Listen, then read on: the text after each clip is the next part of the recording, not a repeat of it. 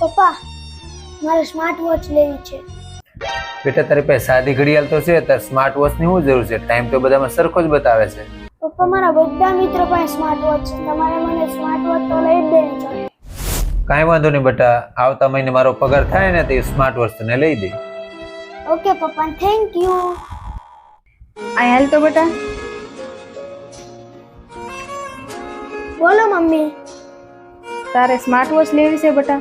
તને ખબર છે બેટા તાર પપ્પા કેટલી મહેનત કરે છે? એની આંખમાં ઊંઘ હતી છતાં મેં રાતે જાગતા જોયા છે। પોતાની તકલીફ પણ કોઈને ના કહેતા, અડધી રાતે ખુલ્લી આંખે આપણા સપના સજાવતા જોયા છે।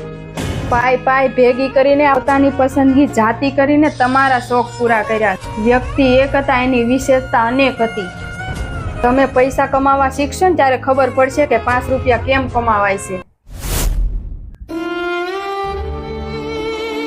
બટા કોઈ વસ્તુ લેવાની ના નથી પાડતા, જે જરૂર હોય ને ઈ જ લેવાય। બીજાના બંગલા જોઈને આપણા છોકરા બાળી ન નખાય।